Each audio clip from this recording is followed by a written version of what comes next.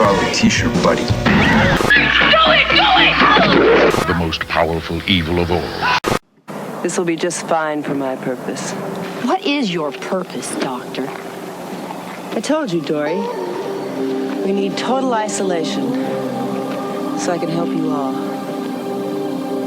You son of a bitch! You know damned well you slit Ash's throat from ear to ear! Lady, you're nuts. You can't be so sure. Maybe it was you. Yeah, Dory. If looks could kill, you know, and we know you don't like men anyhow. I don't like puppies either, but I don't go around slitting their throats. A pathological maniac who killed in a blood frenzy.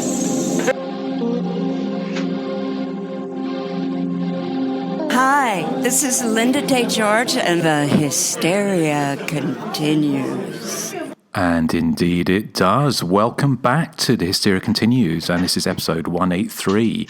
And this time we are going on a blood frenzy for some late 80s straight-to-video slasher madness set in the desert. And we're joined with a very, very special guest. Ewan from Arrow Videos with us once again, one of our favourite guests. So Ewan, how are you doing? And thank you for coming on the show. Ooh, I'm having ice cream for breakfast. Actually, it's not ice cream, it's yogurt, and I'm licking it off the spoon seductively. It's fun. Oh, okay. Well, yes, we will be getting on to the excitement and the sheer insanity of Blood Frenzy a little bit later. But also we got a special, Ewan is going to be giving us a very special treat. He is doing a interview with the screenwriter of Blood Frenzy, Ted Newson, which will be going out as an extra special episode, alongside this one. So that's very exciting. You're looking forward to speaking to him?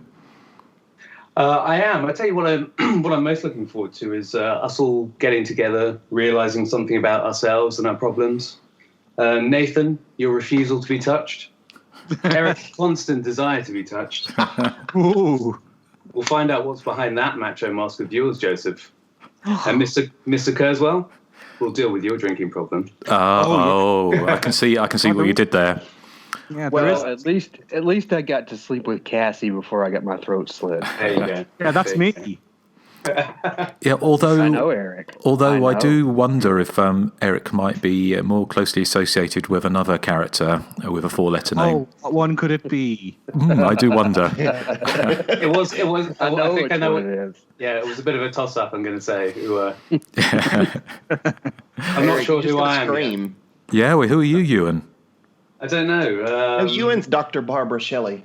Ah, of course. Okay. What is your purpose, Ewan? I have my own hidden issues, which is to overcome my constant desire to watch RuPaul's Drag Race. Oh my God, I love RuPaul's Drag Race. And all the related content thereof, which there is a lot. I've been dipping quite deeply into the Manila Luzon album recently. So okay. See, now this is the part of the show that goes over my head because I've watched the show in like passing, but it's just I don't get it. Well, see, I'm holding off episode 2 of season 11 for this, so you guys better be appreciative. Yeah, I haven't seen episode 2 yet. I've watched episode 2. You have. Okay, no spoilers, please. Okay. Yeah. Well, it wasn't. Well, anyway, we'll have to talk about that separately. But yes, Blood Frenzy. But and the rest of you guys. So, Erik, how are you doing? I'm doing good, Doctor. Oh my God, it's going to be one of those shows. So, Nathan, how about you?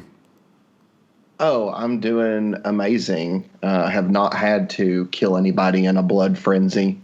Not yet. No. No. Okay. What about you, Joseph? Are you having a blood frenzy? Well, I'm feeling like a new woman. What? Okay. You don't remember that scene in the movie, I Feel Like a New Man? Oh, yes. Yeah. Well, I'm glad you're feeling like a new woman. I want a new woman. Okay. I don't. You're not feeling like one. It's my blood frenzy pun. Okay. Well, let me hold on. Everyone deserves a slow I get the trombone. trombone on my intro. It's very classy. Guys, that's enough of the tromboning, please. Well, I nearly went on a blood frenzy this morning because one of our neighbours was singing the Cranberry Zombie at full blast at 7 o'clock in the morning. What a classic. What a classic. And what kind of, what else could, I'm sure no jury in the world would convict me of a blood frenzy. Was she singing it in Dolores O'Riordan's accent?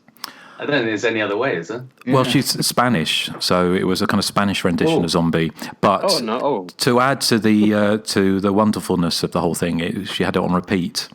So I've got all the doors shut at the moment. But if you do hear the dulcet tones of a Spanish Dolores O'Riordan, then you know what's happening. And if you hear some screams, Justin, you know what's happening as well. We've heard your cat use a litter box while recording, so I know. Well, we've got 4. Nothing shocking. There's 4 cats in this morning, so God only knows. They're all upstairs at the moment asleep.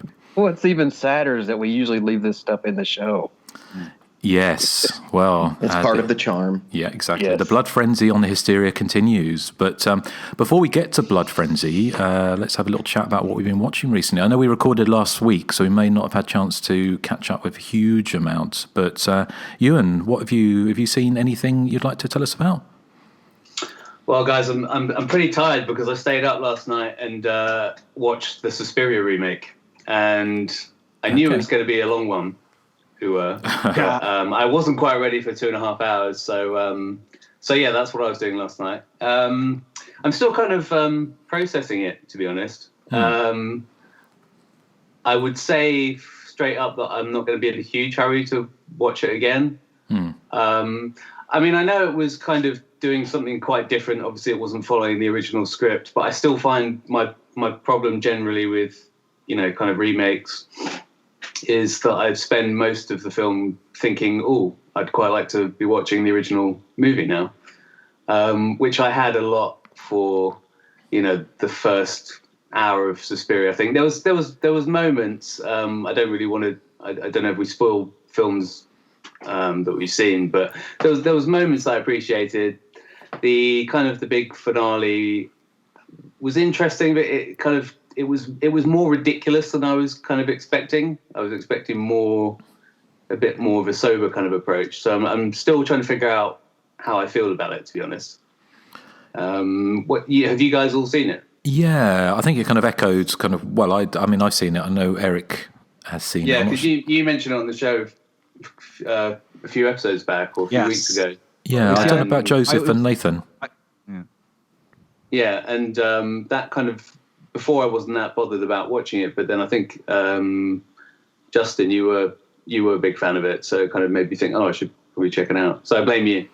Was I a big fan of it? I don't think. No, it's Erik was a big fan. Was it? Okay. Because just as you said, it was far more ridiculous than I was anticipating. Yeah, it was much more of a horror film. I thought it was going to be quite an artsy, subtle approach, but it wasn't. Well, it was. Yeah, I mean, it was for some of it. Some of it, yeah. But then when it did horror properly, which I really it was. I really wasn't expecting that. I mean, I'm not going to spoil it for anyone who hasn't seen it, but so yeah, I don't know. It's your opinions of a film can change from day to day, and I literally just saw it last night. So I mean, I may well flip, but my immediate feelings are kind of lukewarm. I'm just scared away by the running time. Yeah, so long. Well, I was watching with my girlfriend, who's not a big horror fan anyway, but when it's sort of something that people have been talking about quite a lot, she's kind of curious, but she kind of tapped out after the first 10-20 minutes. I think she found it quite pretentious, which I did as well. I didn't really get I didn't really get the whole Tilda Swinton playing the old man. Felt kind of a bit Oscar baity sort of thing. That's kind of and I didn't really buy it. I really hate that kind of people in heavy makeup, phone jacker, face jacker kind of style. That won't mean anything to the guys in the US, but I really hate that kind of heavy makeup look. Just doesn't convince me at all. Well, it's good in Adrian Brody's good in Giallo as the killer. With a big nose. Right. Amazing yellow face. I'm not sure if that's a joke or not. I haven't seen that. So Did you say phone jacker? Yeah. TV show. I know what phone jacker is. I watch it a lot over here. Okay, yeah. So that's not to go on a tangent, but the original, phone jacker, and then was when he did the phone calls, and then Face Jack was when he actually like dressed up as these characters and had really heavy makeup. I don't care about the makeup and all that stuff. Yeah, it just reminded me of that. Prank calls. Yeah, exactly. Yeah, so, I just didn't really get what they were doing with that. Well, I think it could have done. It could have done with the original. Oh, go ahead. Sorry. No, I was going to say it could have done without sort of Tilda Swinton and old man makeup walking in real time around Berlin for 4 hours. Yeah, I think that was, and then I appreciated the Jessica Harper kind of cameo, but it felt a bit lip servicey. I don't know. Well, I thought that as well. I think it's just it's just strange that it turns into a Brian Yunzer movie in the last 20 minutes. It just kind of it's all over the place, and I think it's playful, but it's not a film that I particularly want to rush back and watch. I know it's got its fans. It's very diversive, diversive. I love the original Suspiria, but it's not a film I can go back and rewatch a lot. So I feel like this is like that movie with double the running time. So I'm just kind of put off by it. Yeah. So anyway, yes, excellent. Well, thank you. Is anything else? I revisited The Invitation the other day. Don't know if you guys have seen that one. It's the kind of dinner party where this couple go to this dinner party thrown by his ex-wife, and they've lost a son a few years back, and they arrive, and it's a dinner party, and all their friends are getting together up in the hills in LA, I think. And there's a very strange ambience and sort of cultish vibe to what's going on. You guys seen that film? Yes, I really liked it. Yeah. I have. Yeah. Yeah. Yeah, it was my third time seeing it, actually. It was because I was with my dad, and I tend to make him watch horror movies, and we were just flicking through Netflix, and I couldn't really find anything else on there that I wanted to watch. And I'd seen it a couple of times, but I just quite enjoy it, so I thought I'd watch that again. I thought he'd like that. So excellent. Yeah, no, that's a good movie, isn't it? Yeah, I love the cult angle. I love the kind of slow burn vibe, and when it. I guess, can I spoil stuff, or is that? Well, it's stuff that's been out for a while. If you've not seen, I just like the flip. When they're having the dinner, and then the guy Choi turns up, who you think has been offed earlier on in the film. He turns up, and then the guy's I'm not explaining this very well, but there's a good flip moment which I really appreciate. So. Yeah, is that the movie, isn't it, where they at the end they see that it's happening all across there's Hollywood. They've lit this kind of lamp, and then it to kind of indicate, I don't know, that they're doing this, that they're partaking in this kind of suicide ritual thing, and then they look out over the hills and there's lamps everywhere and helicopters and gunshots and stuff. So that's really cool. Yeah, no, I thought it was a really good ending. Yeah, Cool. I enjoyed watching that again. I'm trying to think what else I've been watching. Not necessarily straight up horror, but I've been watched the Ted Bundy tapes on Netflix as well. That was good. I'm a bit of a true crime junkie, so that was a natural one for me. Have any of you guys seen that? Yeah, we did. Yeah, we had a chat about it. I'm not sure if it was on air or off air, but I think we did watch it. I watched it. I thought it was really well done. It's by the same filmmaker who's doing the new biopic, isn't it? Which with what's his name?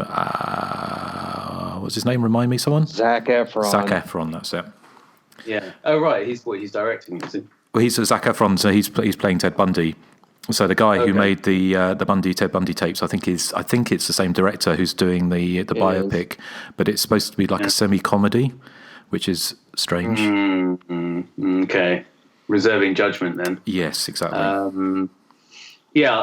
really enjoyed that. I mean, I've heard a few criticisms of how they kind of presented him as a bit of this kind of superhuman kind of character, and like quite kind of presented him in quite a likable kind of way. I didn't really get that. I mean, I just found it interesting. Just remembering the fact that he managed to escape twice in the space of about a week is pretty amazing. Jumping from that library, on the second floor or whatever it was. Yeah. The thing is that Ted Bundy, when he wasn't killing people, he actually was likable. So I think they should portray him as likable. Yeah. So I zipped through that in the early hours of the morning. I think what else I've watched. I revisited a 1982 film called The Black Room. Any of you guys seen that film? Yes. Yeah. So it's kind of a quasi kind of vampire movie about this guy who's looking to kind of carry out his affairs in a married man who's looking to carry out his affairs in a kind of secluded place, and he's looking through the ads. And he comes across this room being advertised, sort of, rent by the month sort of thing. And he goes there and so he rents this room off this strange couple who I think are supposed to be sort of brother and sister. And it's this strange kind of black room where they pipe kind of music through the walls, and they prepare the room for his affairs by putting out red wine and all this stuff. And then when he leaves through various contrivances, the ladies that he's with are seized upon by the couple and exsanguinated. So it's it's a really interesting film. It's pretty rare. I mean, I'll fully admit I had to watch it on YouTube. I watched it on YouTube the first time, and this time I was lucky enough to get a friend to rip VHS for me. So it was, you watch stuff on YouTube and sometimes it's just, you can't really, they're so pixelated or whatever, you can't really enjoy them. But I could, it was a much more smoother watch this time. So yeah, it's a really great film, and one that, really deserves to get back out there and be seen by more people. So has anyone else seen it apart from Erik? I think, yeah, it's one that's in the Nightmare USA book. He waxes lyrical about it, and that's what made me seek it out. Yeah. I agree with you about watching things on YouTube. I did watch Blood Frenzy on YouTube, but there's no other way. It was pretty decent. It was pretty decent, to be fair. Yeah. Usually it can be quite pixely and stuff, yeah. But Black Room I thought was really intriguing. Yeah, I'd love to see, I get a Blu-ray release because, I sometimes in this day and age when I'm watching a VHS rip, it can struggle to hold my attention if the visual audio quality isn't kind of up to scratch. It's complete opposite to the way I was 20 years ago, but hey. Yeah, no, definitely. I mean, I remember when I first watched Blood Rage, I had a VHS that I bought in, and I wasn't, I thought it had, because this is one that I picked up for Arrow, and it was, I thought it obviously had its charms, but seeing it, on restored from the negative, it just became a completely different movie. So it's exciting to think about what some of these other films will look like if they hopefully get the same sort of treatment. Well, this is your task for 2019, Ewan, is to get Room on Blu-ray. Okay, I'll set a Microsoft Planner task now for that. Is there anything? The joke is I don't know how to do that. So. Okay. Is there anything you can tell us about what you're working on at the moment? I know most of it will be top secret, but you've got. Is there anything you've done recently for Arrow that is out at the moment or coming out? Well, we're just finishing up on Trapped Alive, which you guys kindly contributed commentary to. Of course, yeah. Enjoyed it very much. So that's it's an interesting one because I really like the story. I mean, and same with a lot of these releases. I really like the story behind the film, and with this one, it was shot at Windsor Lake Studios in Wisconsin, which was set up by Chris Webster, who was the producer of Hellraiser and Heathers, and Hellraiser 2 for that matter. And it was kind of a studio set up in the middle of nowhere in Wisconsin, as to be a kind of a regional kind of equivalent to Hollywood in a way. And Trapped Alive was the first movie they made there in the midst of this, kind of like snow-enshrouded landscape. And we managed to get because I was working quite closely with the director, Leszek Brzezinski, and he drew my attention to a TV documentary, like a local regional TV doc that they shot when that film was being made. So it's like a 20-minute documentary, and they're going behind the scenes of the set, and it's quite amazing, like the scale of what they had. They had this huge kind of almost aircraft hangar where they built the mine that most of the film is set in. It's like this huge structure that they built. And they had a huge swimming pool where they obviously shot the kind of ending sequence. So I just find the story of that studio really interesting, and it's been really interesting speaking to people who work there. And obviously some of the people who worked there went on to work on some of the other films that were made there, including the early 90s Fangoria movies, like Mind Walk with Bruce Campbell. So it's been really interesting talking to those people and just kind of hearing their stories about that time. And obviously the studio, was not the success it was meant to be. So I think it folded in maybe mid-90s, late 90s, I'm not sure. So that's been a really interesting one to work on, and that's coming out soon. It's been a really good response to the announcement, I'm sure, largely in part to your gents' commentary. Well, also to the artwork on the cover. A lot of people seem to love that. Yeah. I mean, that's a huge delight for me, not being artistically inclined, is being able to kind of create these things by proxy and kind of feel like I've had some kind of hand in it. So, seeing like the sketch, approving the sketch, and then the final thing coming through, and just feeling in some small way that I've had a hand in, creating that. And it was, it's a tricky area, like new artwork. I mean, obviously sometimes, with there's not really any great artwork. There's a bit of a wonky kind of 80s poster they did. But so it's difficult, sometimes if there's really iconic artwork like The Thing or something like that, it's difficult, it's a thorny area because it's always going to be divisive, isn't it, getting new artwork? Well, that's always a thing, isn't it? Because I kind of guess how to put it diplomatically, but certain fans can be quite vocal about certain things, can't they? Which is weird when they have double-sided covers where you can revert to the original if you want. Yet they still go up in arms if there's new artwork. Yeah, that's the kind of the kind of investment that that keeps labels like ours going. So it's a double-edged sword, isn't it? And you can think an artwork is great and other people don't. I mean, that's just how it rolls. So yeah.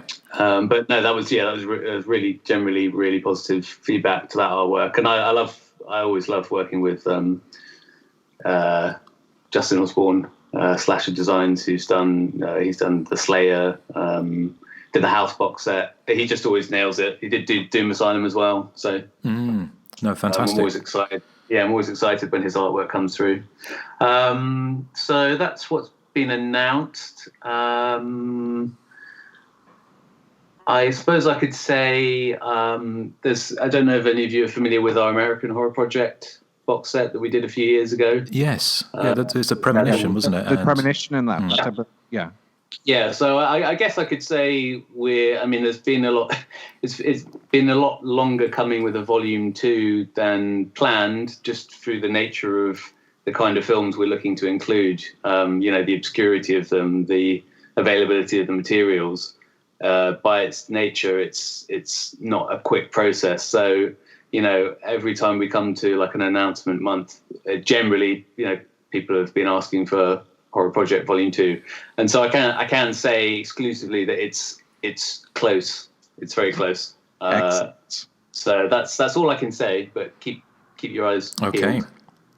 And we will be hopefully we will be working with you and an arrow again in the near future, and again our lips are sealed. Indeed. So well, thank you, and so we'll look forward to your thoughts on Blood Frenzy. Before we do that, let's see. Oh, sorry.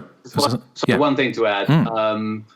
I'm working on, and we'll hopefully reveal it soon, but a Blu-ray of possibly my most wanted slasher film release since, possibly of all time, certainly over the last few years. Axum. It's Axum. How did you know that? It was begging for a Blu-ray release. It's Death Nurse 1 and 2. No. Sorry to tease. No, it's all come together in the last. It's something I've been working on for a few years. It's a kind of passion project along the lines of like the Slayer and the Mutilator, where I've been really involved in trying to track down elements and people, and so hopefully, I think it's something we're looking to make a bit of a splash with at Texas Frightmare Weekend that we're going to be at in early May. Okay. So I will keep you guys posted. about that one, but it's a very exciting slasher one. Fantastic. Okay, well, I'm sure listeners will be excited to hear more about that. So yeah, we're all on. So I'm sure the forums are alive. So excellent. Well, thank you, Ewan. Joseph, how about you? Have you seen anything last week? Yeah, I actually did a sort of a blind Netflix watch this week. The first film I watched was Deadly Detention. I read the description was like, 5 teens are in Saturday detention at a abandoned prison, and they start getting picked off one by one. So I was like, this sounds good. I'll watch this. So, I watched it, and this is a very, very weird film. First of all, it's well made, it's well shot, well acted. I like the characters. They're completely ridiculous and over the top. But the film, it almost feels like it was made for children. I mean, like the characters, they insult each other with stuff like, "Oh, shut up, you booger head," or "Stop being such a snot head." And there's like very little to no cursing, and I'm fine with that. It's kind of odd because, I'm so used to that stuff in slasher films. It's relatively bloodless. There's a few little spurts of blood here and there, but it's just, for the most part, the kills are off screen. And so I'm sitting here thinking, normally I shouldn't like this movie, but for some reason it just kind of stuck with me. I kept thinking about it, how offbeat it was, and I don't know. It's a strange one, but I enjoyed it. It's called Deadly Detention. I think it was also known as The Detained, and then it was acquired by Netflix, and they retitled it Deadly Detention. But it's fairly okay. It's weird, but fairly okay. I liked it. It's not one I've seen. It sounds a bit like, is it R.L. Stein? It's almost like one of those. Yeah. It's not really in that tone. It's sort of in the tone of like, the kind of smarmy humor of like Happy Death Day, or even something like Scream, just that kind of biting wit. But I don't know. It's just like, it almost feels like it may have been edited and maybe tried to appeal to like little kids. I don't know, but it's just kind of unusual. Definitely not like something I've seen before. Biting wit and Scream? Presumably witty dialogue. Not 1981. I didn't think it was that witty. Scream 96, not Scream 81. Well, we just covered Scream 81. That's still what's on my brain. Mm. Oh, Nathan. My brain hasn't transferred yet. Yeah. We better get into a blood frenzy. Oh, I'll be thinking about Blood Frenzy for many moons after this. Well, fair enough.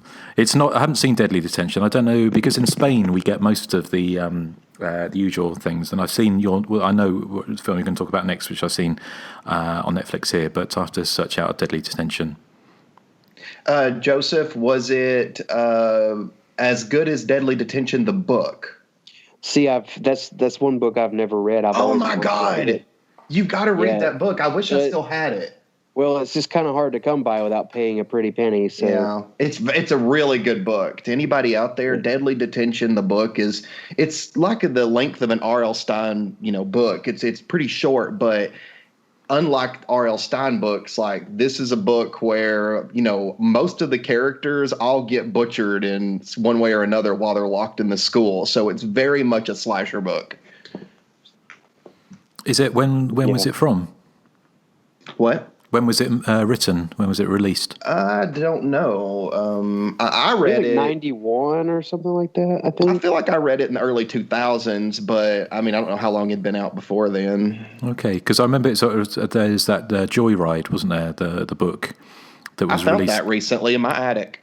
Oh, did you? Okay. Joyride, yeah. I forgot I even had it. That's a great book. That is a good book. That's early 80s slasher. It's surprising how few slasher books released in the early 80s, but that is one of them, which was never turned into a movie, but it could well have been. Man. Yeah. So, thank you, Joseph. Are you going to mention the other Netflix one you were discussing on Messenger? Yeah.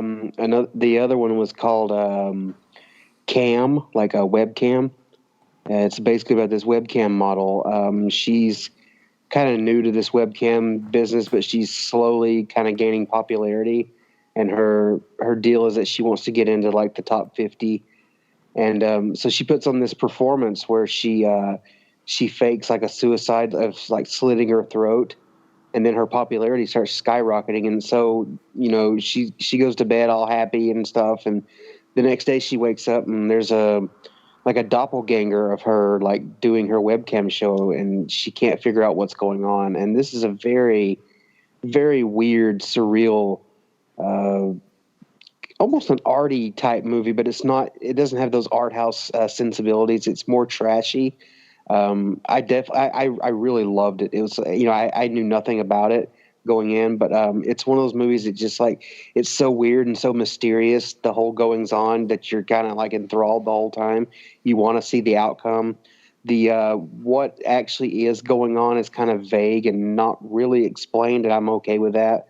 But that may turn off a few people. But I don't know. The lead performance was just very strong. The movie is very, very well shot, very colorful, very eerie, very creepy subject matter. I don't know. I loved it. It's a great blind watch. Anyone else seen it?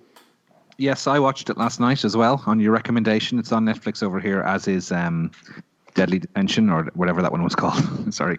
I really liked it as well. I mean, as you said, it reminded me a bit maybe of something like a less arty version of Neon Demon or Starry Eyes, that type of vibe. It really, really entertaining. I thought that lead actress was terrific in it. Yeah. I agree with you. I do like the way things are left a bit vague. Things are left to your imagination. The climax of the film is, as you said, very sort of strange and bizarre in how she sort of tries to resolve the issue. Yeah, but it's fantastic. That whole sequence is like, I'm like, wow, this is amazing. I loved it.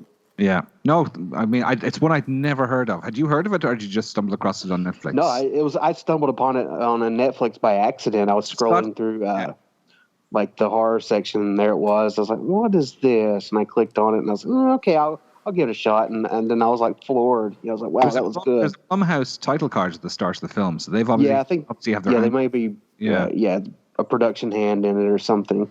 I find with Netflix that there's just so much horror content on it that like it's from 2017, 2018, and you've never heard of it, that I don't trust it. Do I want to give up 90 minutes of my time to watch this? So I do rely on your recommendations, which is, I would never have gone near Cam otherwise. So I'm glad I did, because I really enjoyed it. I saw it quite a while ago. I can't remember. I thought I discussed it on the show, but maybe not. But I really liked it.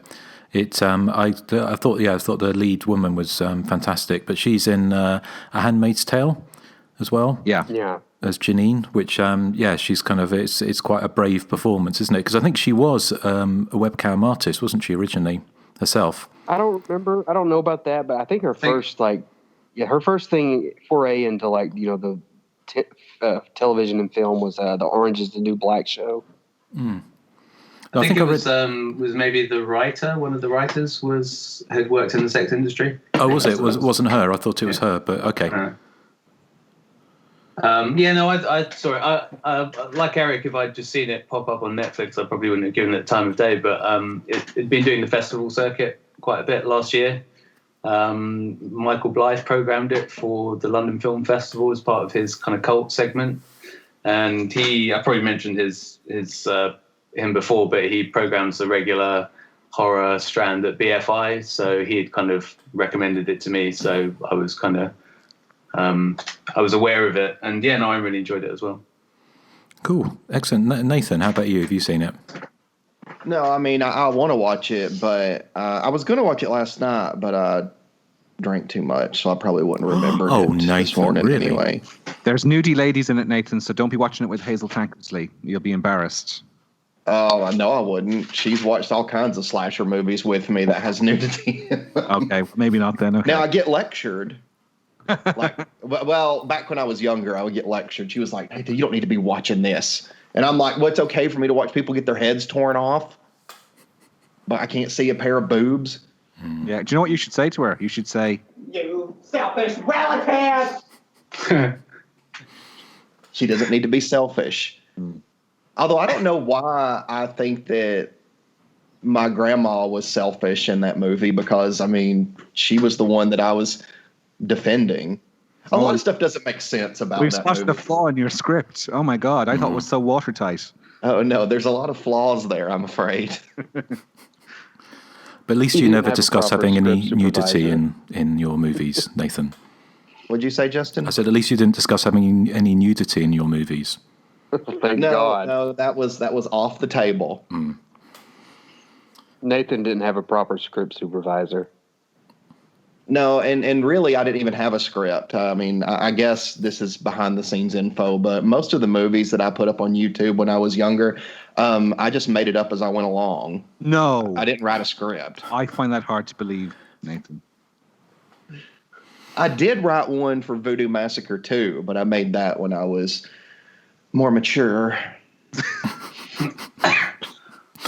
Well, on that bombshell, I've forgotten where we're up to. Who we? Joseph. You were going to ask Yes. Joe if he had any more movies that he had watched. Yes, thank you, Joseph. Any more movies you've watched?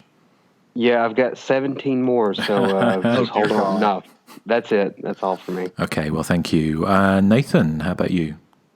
Well, Justin, I took your recommendation in the Scream episode, and I decided to watch Terrified from 1963. Oh, yeah. I wasn't a huge fan of it, to be honest. I think I actually prefer Scream from, 81. I didn't say it was a Terrified. recommendation. I didn't say it was a recommendation. I just said it was similarities. Oh, okay. I could see similarities because I thought the pace was pretty sluggish in this. Now, I mean, it was made in 63, so, I mean, I understand that it's not, a slasher like Friday the 13th, so, I mean, I wasn't expecting that. But I felt like it was a premise that maybe could have been in a short film, and they stretched it into a feature length, which when that happens, it kind of drags at times. But I also felt kind of surprised with one character, because one character, he's kind of painted as being like the sensitive guy, the big coward that like runs from everything. So a good portion of the movie, he's like trying to battle the killer. And I'm like, I thought that was interesting. But it doesn't really go anywhere. Like the coward guy, I was expecting like him to have some, moment where he overcomes and, something, but it just doesn't happen. And I thought that was kind of a wasted opportunity. Well, I can barely remember it. I watched it when I was back writing the book about 10 years ago, so I can't remember exactly. All I can remember was the similarities with the ghost town, the western town, and the hooded So it killer. makes sense that you wouldn't remember it, though, because I would probably not remember it later on. Kind of weird that Fair enough. Justin wouldn't remember a movie with a guy who overcomes. Oh, Joseph. Joseph. Overcomes what? Well, you said Oh, it. Nathan. Yeah, but I don't understand what's funny about it. Oh, Nathan. Oh, we need a special jingle for that, don't we? Anything else, Nathan? Yeah, but Joe confused me. So give me a second. Oh, okay. All right. I also rewatched Curtains, which is a movie about actresses going to a big mansion and getting killed off by somebody in a hag mask, in case any of our slasher fans haven't seen or heard of that one. And while watching it this time, I found myself wondering, who would Jonathan Stryker have picked to play Audra Me. if the killer hadn't shown up? I want him to pick me. Well, you need to get a wig. Well, that can be achieved quite Can easily. you avoid the hag mask killer long enough to get the part? I'm sure I Eric could. Eric can just shave his back and glue it to his head. Well, there's a picture. There is a picture for you. It put a mental image in my mind. But yeah, I was wondering who would get the part, because I was like, they're all pretty decent actresses.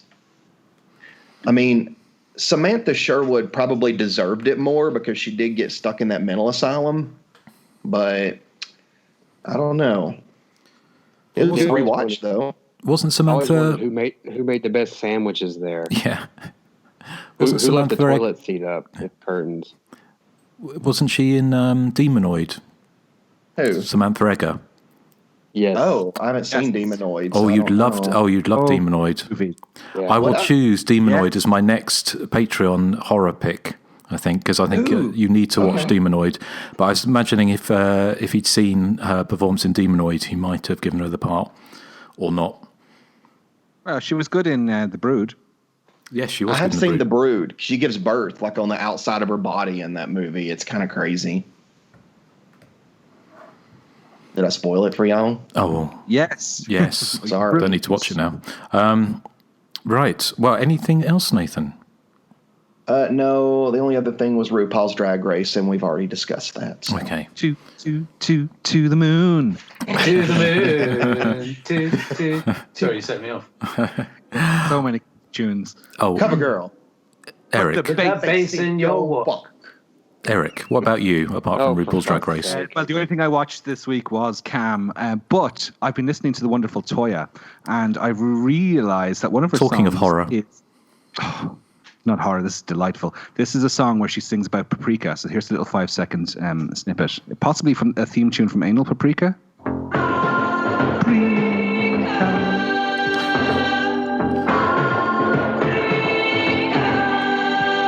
Yes, there she is singing about paprika. Isn't that Are you Africa? sure she's not saying Africa? Yeah. No, she's definitely singing about paprika.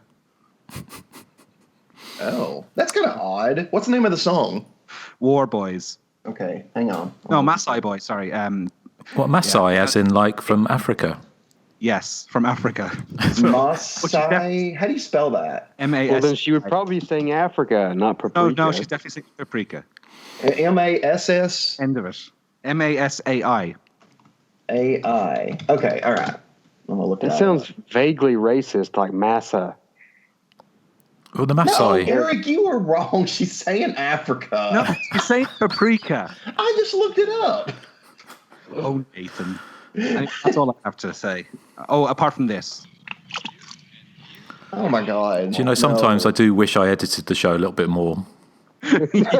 Or what you should do is you should wish you never encouraged me to get soundboard. I know. Well, Yeah. nobody encouraged you, Eric. You did that all by yourself. You were like a sort of a 4-year-old who was very pleased with himself for making potty. Yep, that's me. Mm-hmm. So Or with Harold making it, apparently. Yes. Yeah. Anything else, Eric? No, that's all I have to say. Okay. Well, I haven't seen because we recorded last weekend. So the only thing I did watch this week, a couple of a short on YouTube, which popped up on my feed, and it's a kind of a 10-minute movie or like a short film called Playtime, which is a kind of parody of the Child's Play movies. Yes. Have you seen it? No, I've seen it advertised on my feed as well. I wasn't sure where I could watch it though. Yeah, it's on YouTube, so it's the whole thing. I presume, unless there's more of it. But it's a character. It's based on Chucky called Billy, who is and he was like a horror star, like an animated animatronic doll in the 80s kind of slasher movie series called Playtime, and it's him now kind of living in destitute in like Hollywood somewhere, and then he sees they're remaking, doing a new series of Playtime movies, so he goes to try and get involved, but then finds out that they're using CGI, and Andy Serkis is going to play him with all CGI. So he's going around, and I won't spoil the rest of it, but it's quite kind of witty and quite well. It's quite cleverly done. So that's called Playtime. So that's on YouTube. Anyone seen that yet? Not yet, but it looks kind of good. Yeah, I mean, it's only. Excited. I hadn't heard of it. Yeah, I only saw it. I wanna see it. Popped up this morning on my Facebook feed, so I just watched that before the show. The only other thing I saw was the proto slasher. I kind of guess you could term it that is the Vincent Price Theatre of Blood with Diana Rigg. Some friends of ours we've sort of been introducing to some 70s British horror movies, and we watched Frightmare the week before, which I discussed last week. And Theatre of Blood was it's kind of like the follow up to the Dr. Phibes movies with kind of Vincent Price playing Shakespearean actor who is wronged by a series of critics, and he goes around killing them off one by one with his daughter and dressed up in various disguises. So that's a lot of fun if you've not seen that, from 1973, 73, I think, or 74. But early 70s, sort of Vincent Price, proto slasher. Sort of very much in the vein of the always reminds me a little bit of the Friday the 13th movies, in so much to having the kind of the Grand Guignol sort of gory death as the kind of punchline but I guess that's one that we've all seen, isn't it? Theatre of Blood. That's just a credible film. Yeah, incredible film. Good movie. Hey, I'm Butch. Dishy hair. Yes, that's gotta be it. I actually saw they did a stage play of it like quite a few years ago. Oh, did they? Okay. Yeah, it was at the National Theatre in London. I can't remember I always forget the guy's name that played his role, but it was really good fun. And they recreated all the the hairdressing scene, and they had this kind of electrocution thing, and then there was this kind of smoking kind of skeleton left behind afterwards. It was really good fun. Fantastic. Of course, that's an Arrow release as well, wasn't it? The Blu-ray, yeah. Yes. Quite a while ago. Yeah. No, I still got it because I hadn't watched it. I'd bought it years and years and years ago, actually, and it was still shrink wrap because I bought it in a sale at FOP, which is like a independent chain of shops here, and I'd seen it quite recently, so I hadn't watched it for a number of years. But yeah, it's fantastic. A fantastic print as ever with Arrow. So of course. I didn't get to work on that one, but I would have loved to have done like a location. I love doing location tours, and obviously being in London, I would have loved to have gone around some of the locations and finding some of the spots. I know that the theatre was demolished quite a while ago, I think, but. Well, that's the thing, isn't it? I think it's that's always the thing, isn't it? Because London's has changed so much, isn't it? Yeah, there's a great website called Reel Streets, REEL, I think, and they tend to focus on like British shop films, and I think they've got quite an extensive bit on Theatre of Blood where you can look at like then and now shots. So I'm sure there's still like enough around. So if we ever do it again, maybe I will indulge. Fantastic. Well, thanks for everyone's thoughts on what they've been watching. So it's time for the main feature.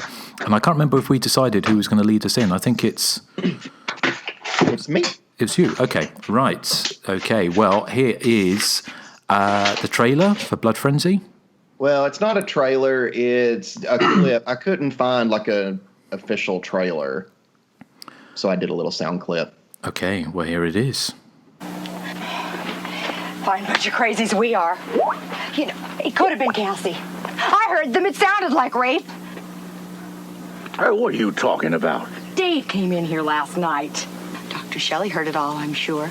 Maybe she even watched, huh, Doctor? Enough! Nobody's accusing anybody of anything.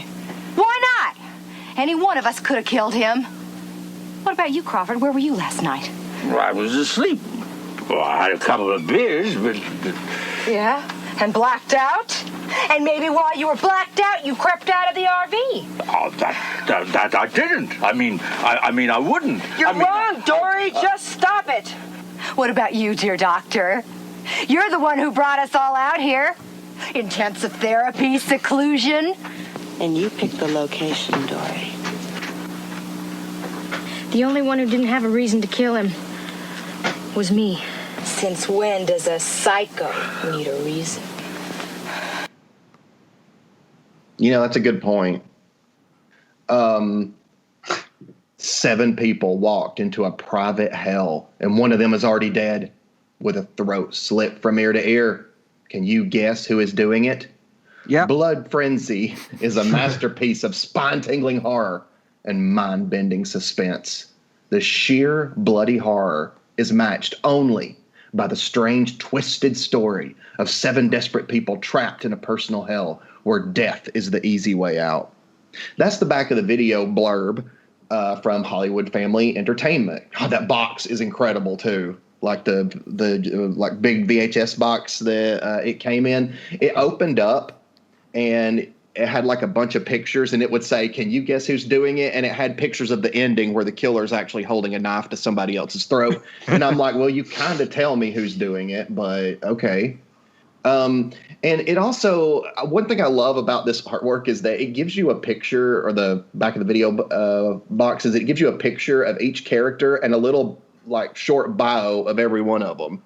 So, you could kind of be like, all right, let's see, what's Dory's thing here. Dory is a fashion model and lesbian with a severeness that often erupts as hatred. And this is very true because Dory in this movie, she's very angry all the time. Like, it's almost like you look at her the wrong way and suddenly she's screaming F-bombs in your face. And I'm like, oh, sorry, I was breathing. I'll try to not do that anymore, Dory. But Blood Frenzy is one of those movies that I have always loved ever since I was a little kid because I love the setting, the desert setting. And I think it's interesting that, it's a slasher movie, but all the characters are not your typical, like, teenagers in peril. It's, adults. And, I like the stakes are pretty high in this one because there's a scene where the RV is disabled and do y'all hear that? Yep. It's like papers. The editing does not continue. Oh yeah. Only the hysteria. Yes, the hysteria and the blood frenzy. And the blood frenzy. So yeah, I liked all the characters in the movie. Like, I mean, some are despicable, but I mean, it's late 80s horror movie character despicable. I still enjoy watching them.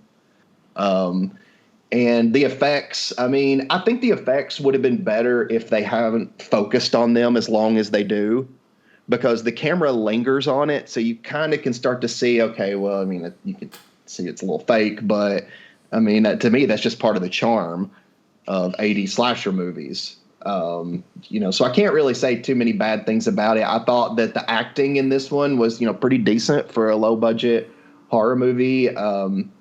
And yeah, I mean, I'm a big fan. I always have enjoyed Blood Frenzy. I know a lot of people talk about Iced along with Blood Frenzy. It's funny because it's like Lisa Loring and two slashers that have two totally different settings. And I have to say, though, I think I kind of preferred her character in this one. Because she was so over the top. It was just a lot of fun.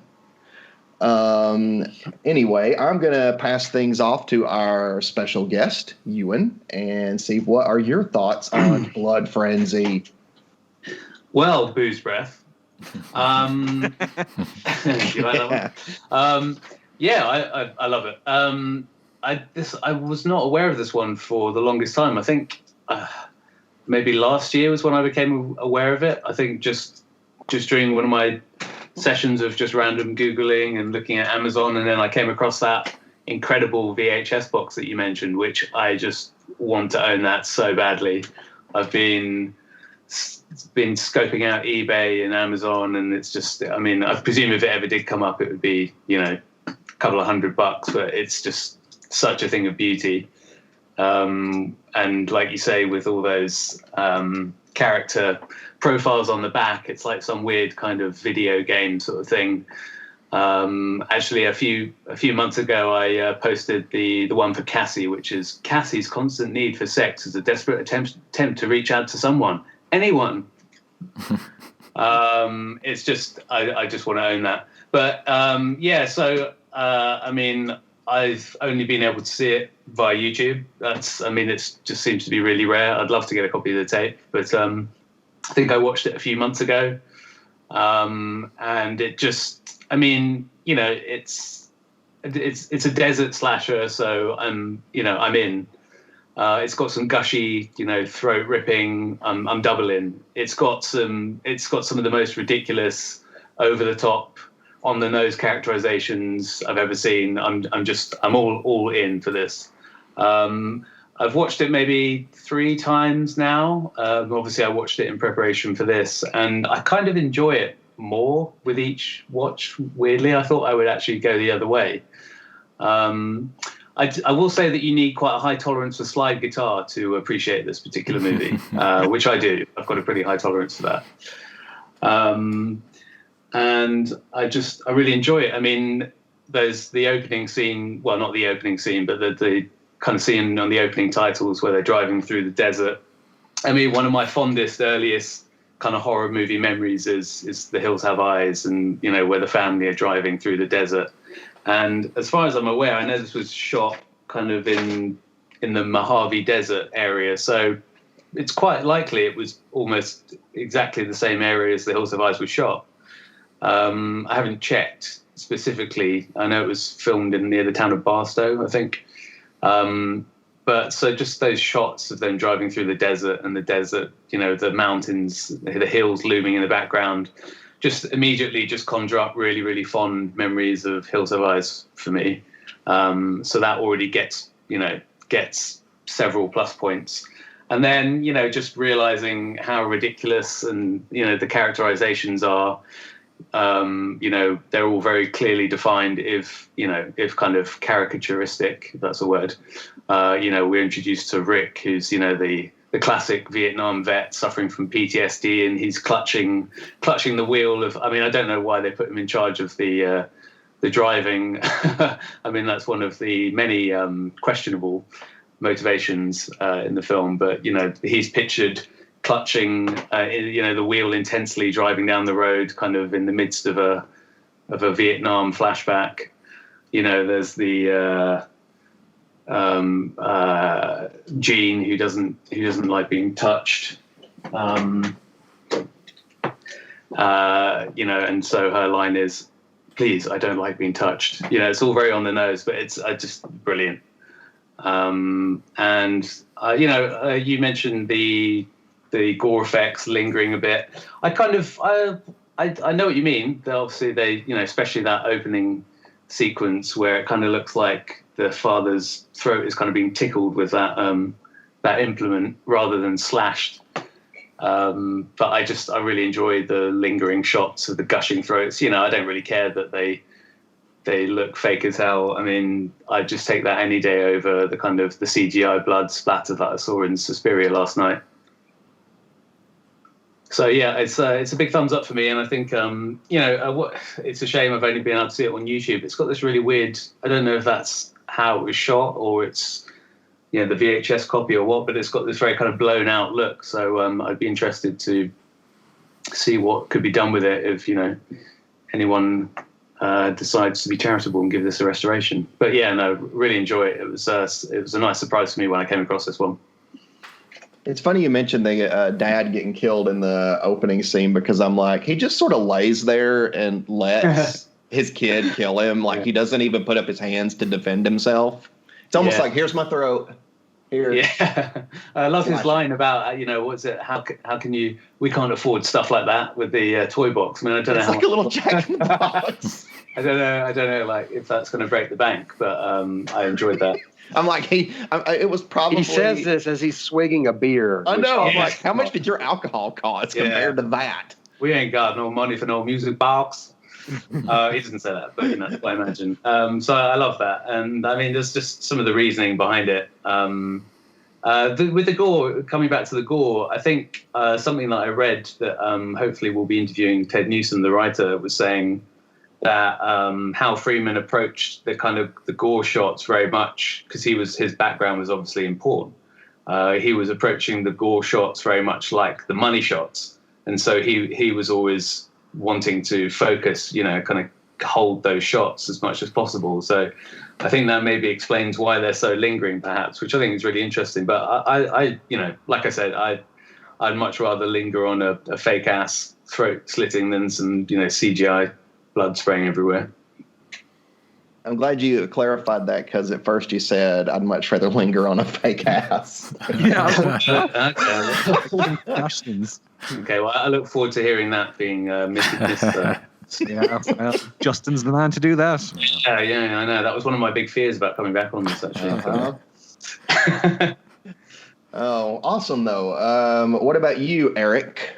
Okay, I hadn't seen Blood Frenzy before until earlier this week. In fact, it hadn't even entered my consciousness until, oh God, there's something that Justin can manipulate as well, that sentence, until we covered Iced, and we were talking about Lisa Loring, and she's now in Blood Frenzy as well.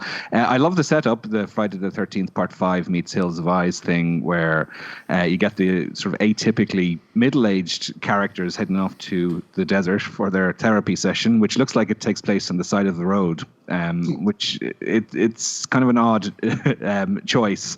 And its opening reminded me of Pieces as well, where in Pieces the kid is trying to do his nudie jigsaw, and mummy disapproves, and in this one the kid just wants to play with the music box, and the father disapproves, and he slips. What's the thing he slips on, by the way?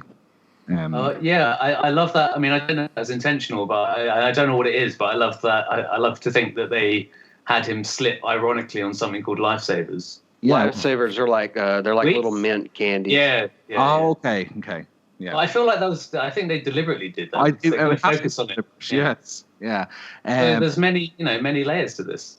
Yeah, many layers. Yeah, you're turning into Nathan now. And Amanda, kind of an amalgamation. Yes. Hey, that's a good combo.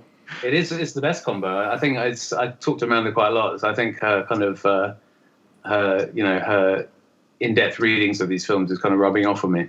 Yes. They were. One of the things I noticed early on in the film, and mentioned it already, Ewan, is that I like the way Dr. Shelley allows Rick to drive the Winnebago out into the desert.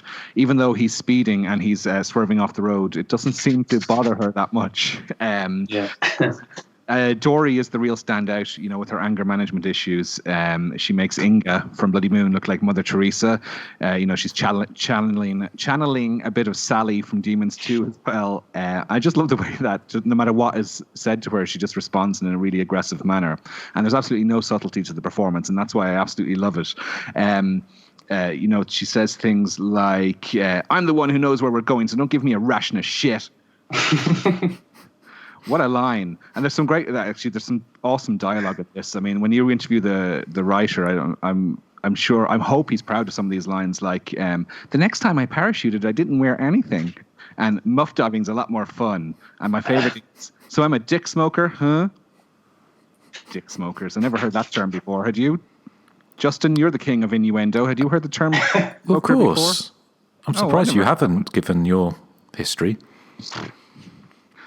Yeah, well, I've only one thing to say to you about that. I'm not a troller. There you go. Is it my imagination, or is there a scene in this film where Crawford, the drunk, falls out of the toilet in the Winnebago with his underpants around his ankles? Yes, there is. Okay, because I wasn't sure. Like, did I just witness that, or is that something I dreamed in my imagination? So, I mean, the opening of the film is great fun, and the final 15 minutes are amazing. If I was pointing out some flaws in the film, it might be that it drags a little in the sort of in between bit. I find it kind of gets monotonous to a certain point, not majorly, because it has, as I said, it has a great opening and a great ending. So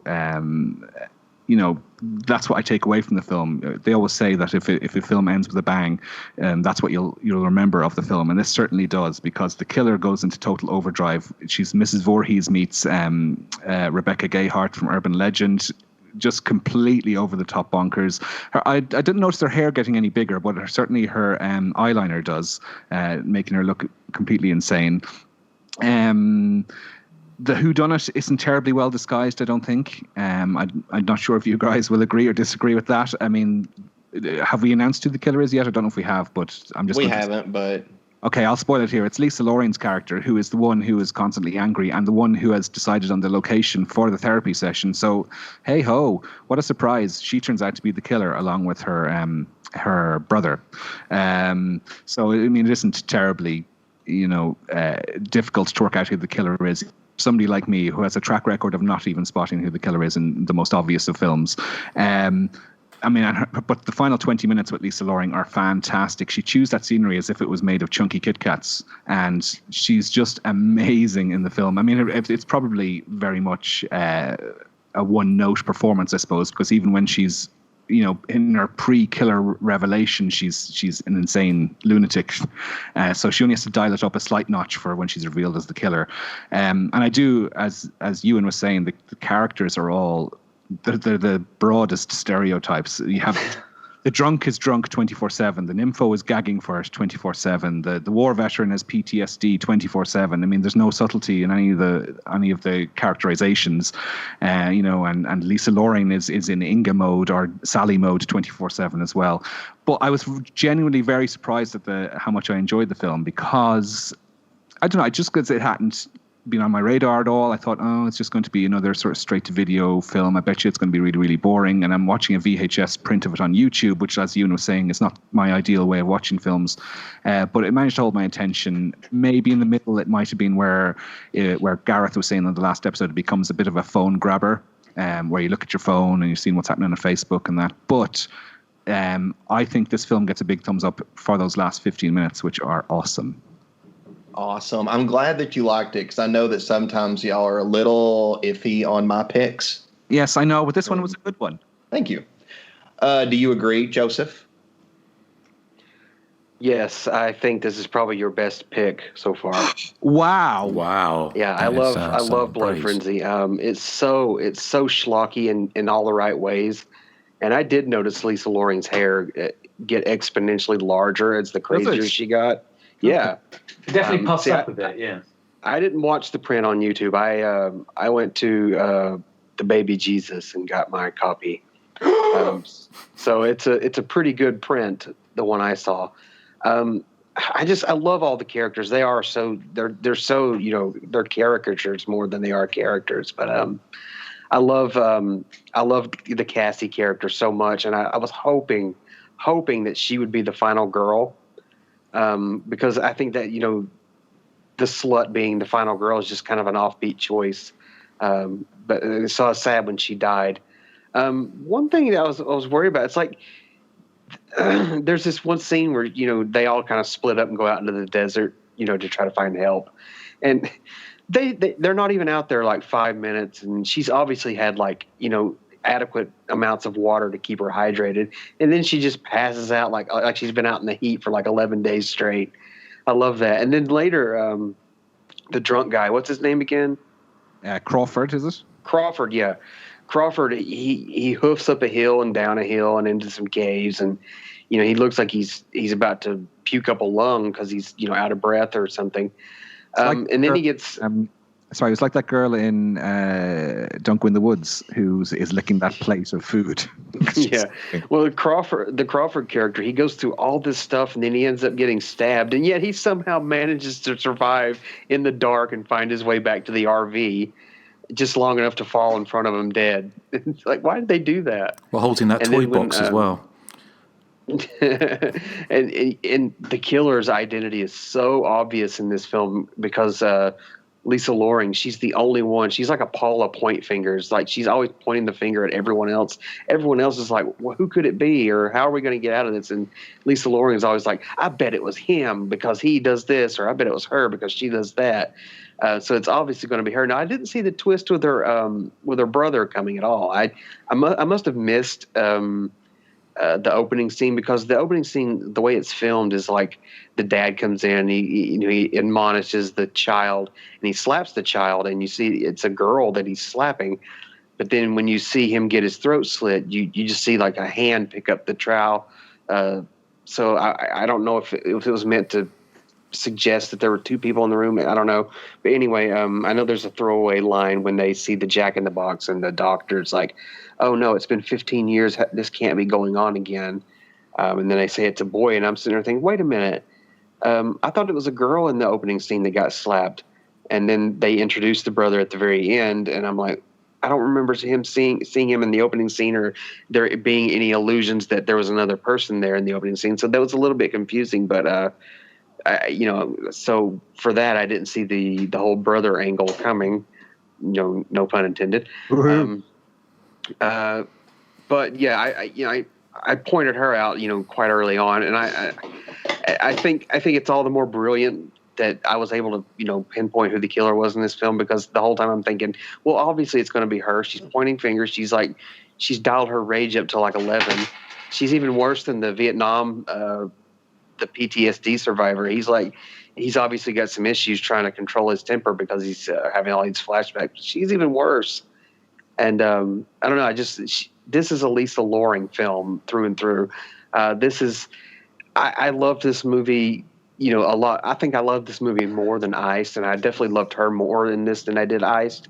It's just like it's almost like Fatal Frames. Like, you watch that movie for Stefania Stella, you watch Blood Frenzy for Lisa Loring.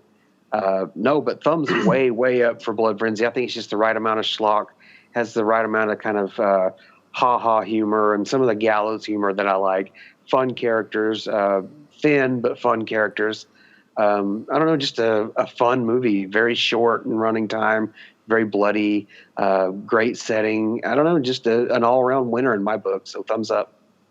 That is awesome. Very awesome. It's funny you mentioned that Dory points the finger at everybody, because I was just thinking that too. I'm like, she accuses basically every single person in this movie she accuses of being the killer. But if anybody turns it around and was like, well, maybe it was you, oh, then they've gone too far. Yeah, the the PTSD guy, his name is Chase, I think. Rick. Yeah, Rick. Rick's like, if I'm the killer, you're all going to be better off without me. But if one of you's the killer, then I'll be safe. I'm safer on my own. Yeah, I mean, he was not wrong. Yeah, he's the one that basically figured out that it was her doing the killing. Hey, Justin, when you reviewed this for your site, you gave it 2.5 out of 5 stars. Mm-hmm. What about now? I think that's probably fair. I think I could bump it up half a star or another star, perhaps. I mean, I enjoy it. I think it's surprisingly well made, considering that it's the only directorial straight kind of movie the director did as such. I think it's a lot of fun. I mean, certainly as far as slasher group therapy movies, it's a lot more fun than, say, Schizoid or Phobia. Which kind of came out in the early 80s, but it's a lot of fun. It's very broad. It reminds me, well, it's kind of very 1987, isn't it? It's got its tongue firmly in its cheek, and I think all the people in it are kind of playing it with a nod and a wink, but not so much it kind of tips over into farce. So it's a lot of fun. I mean, I enjoyed the gore. I mean, I think the gore is quite effective, and it's interesting what you're saying, Ewan, about the fact is that it was kind of the director kind of wanted it like a money shot, which very much that shows, and that mentality behind making it. And the last 10 minutes are amazing. I think it's one of the most insane sort of last 10 minutes of any slasher movie. It kind of but it reminds me a bit of the ending of Urban Legend, but it just ups it to another 10 decibels. It's a good lot of fun. One question I did have about it though was because when you're tricked into believing, I think it's Rick has blown himself up in a fit of pique, and Cassie and the doctor go running off to the caves, and Cassie's got like a severed hand or a hand she's holding onto a hand. Whose hand is it? For this bit as well. Whose hand was that? Because I thought it meant to sort of almost suggest that it was Rick's hand that blown off, and she somehow had got hold of it. But of course, then we find out he wasn't dead. I think that is the suggestion, but I've no idea. I just found it's just such a comical moment. I mean, I don't know if they were playing that for laughs, but I mean, it's just hilarious. She just produces a severed hand. But the hand has marks on it as well to suggest that it was blown off by dynamite. So, like, he's not missing a hand when he reappears. That's what I saw. No. Oh. There was some tidbit about they wanted to have. They were originally wanted to have like a body blown up, but I mean, we can talk about this in background, but. The guys that ended up doing the effects came on quite late, and they didn't have a body to explode, so they went with the hand. But I'm not sure how that factors into his character coming back. So I've just made it more confusing, I think. Yes. Okay. Well, it wasn't just me, because sometimes you look away from the screen, don't you, for a minute, and then you look back and then something happens. You think, oh, maybe I missed something, but the implication is definitely that he's blown up. I mean, it has to be. Yeah, because I mean the version I saw was it was the dialogue. It was the audio was out of sync by about 4 seconds.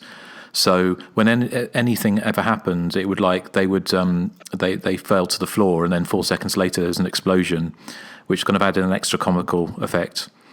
Which is, but yes, it definitely needs. It would be great to get this on Iced and Blood Frenzy sort of double bill. Lisa Loring, which is, when we talked about Lisa Loring in Iced, and it was kind of, I'm sure we'll talk a bit in background about, and we did on Iced, about how she was involved in the adult film industry from behind the scenes, and this is obviously where the connection comes from. Hal Freeman, presumably, how she got involved in this, but her gleefully taking her legacy as Wednesday Addams and trashing it like Dawn Davenport in Female Trouble when she doesn't get Cha-Cha heels is quite something to behold, isn't it? I would agree. Yes. So those are my thoughts. I think pretty echoing what everyone else has said. It's definitely worth a watch. It's good fun, and it's got enough kind of old school slasher elements. It doesn't by the late 80s. Sometimes things are going off in different directions. You know, you've got your wisecracking killers and all that kind of post Freddy stuff going on. But with this, it is more of a classic kind of sort of slasher movie set in a desert with people being bumped off gorily one by one, like a classic whodunit. So, but done in a very, very over the top way, which it'd be interesting to find out when Ewan speaks to the screenwriter about how much of that is intentional. I imagine much of it was. Yeah, I mean, the understanding I've got is that he was going very much for that kind of Agatha Christie, 10 Little Indians kind of setup. But I'd be interested to find out, how. I mean, obviously the characters are so broad that they come out fairly hilarious in the film. So I'd be interested to know how intended that was, or whether that sort of came out during the filming. Now, why do y'all think the doctor let Crawford bring alcohol? I mean, he was there to fight his alcoholism. Why? Does he have like a cooler of alcohol that he brought with him on this trip? I'm like, it seems counterproductive as to what she was trying to do. Yeah, because she doesn't intervene when Rick gives Cassie a good scene to in the sleeping bag either. No, maybe she needs to see, what kind of struggles they go through so she can better understand how to diagnose it. Or maybe she's an escaped mental patient herself who's just on. Yeah. Did you know the video box says she has a mysterious air about her, as if she's holding something back. Oh. I was thinking it was funny that y'all mentioned that Dory basically was not a very subtle character to be the killer, because I was thinking to myself, in a lot of whodunits, when the killer's revealed, it's usually somebody that seemed normal through the whole movie, and then at the end they're suddenly like crazy. Like, take Urban Legend is a good example of this. But Dory is fascinating to me because she doesn't hide her crazy during the movie. She's like completely insane. It's like Erik says, she only really has to dial it up like 1 or 2 notches when she's revealed as the killer. Because throughout most of the movie, it's like, okay, well, I would not be shocked if you were the killer. And then there we go. She was the killer, because I think that she is screaming her lines more often than she's just saying stuff, softly. And Dory likes to use the F-bomb a lot. She does. Yeah. Filthy mouth on her. This is very true. Were y'all shocked that Cassie and Dory ended up together? Well, for a little bit. Oh, what the lesbian scene? The big lesbian moment. Yeah. I think that's all in keeping with, it says on the back of the box, and it says, Dory is a fashion model and lesbian with a severeness that often erupts as hatred. I wonder if that's kind of supposed to be part and parcel of her sort of characters. This kind of, she's kind of this deviant, sexual character, and I think that's kind of part and parcel of her trajectory, isn't it? That she's, that's kind of, she's now seducing this woman, and but that's then what I got from it anyway. Yeah, but then she kind of goes off in. Sorry, Joseph. Oh, I was going to say, I think the film does a pretty good job of painting who these characters are, but I like that one scene where the doctor actually, she goes through the whole trouble of telling who these characters are. She's like, I will tackle your dealings with alcohol.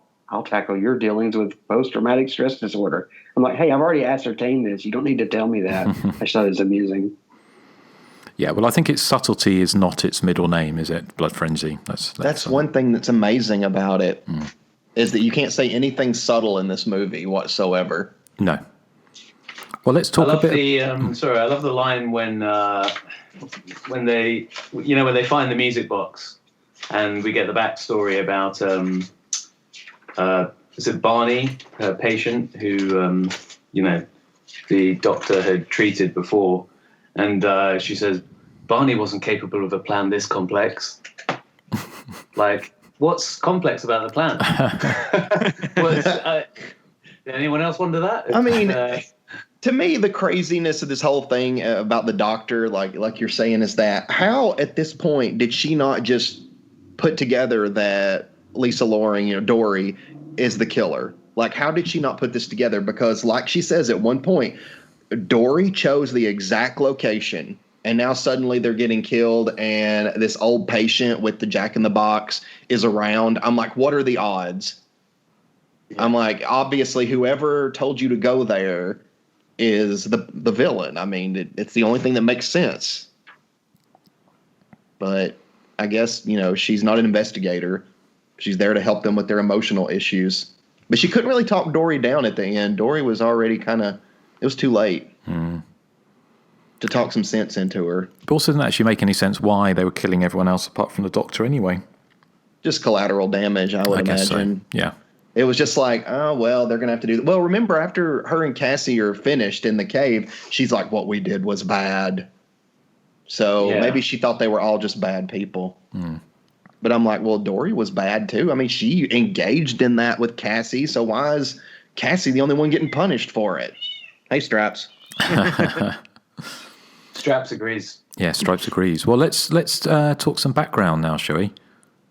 Oh, I think we should. We should. And I think we should pass it to Ewan. Oh, God.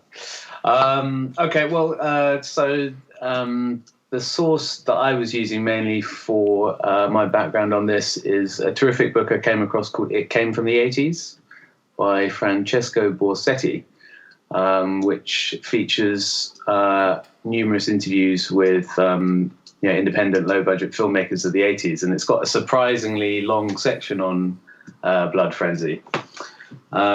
So one of the first points to note is that director Hal Freeman was obviously best known for working in the West Coast porn industry with his production company Hollywood Video, which amusingly he changed to Hollywood Family Entertainment for this release, which is kind of amusing in itself that's the logo that comes up at the front of this movie. Hollywood Family Entertainment. You don't think it should be watched by the whole family? Well, maybe my family, but I don't know I'm not sure we quite meet the norm. So maybe our families. Hal Freeman had a big success with the Caught from Behind franchise, which at last count went up to installment number 24 in 1997. Hal Freeman died quite a bit before that, but he's exec producer on that, so I'm not quite sure how that works.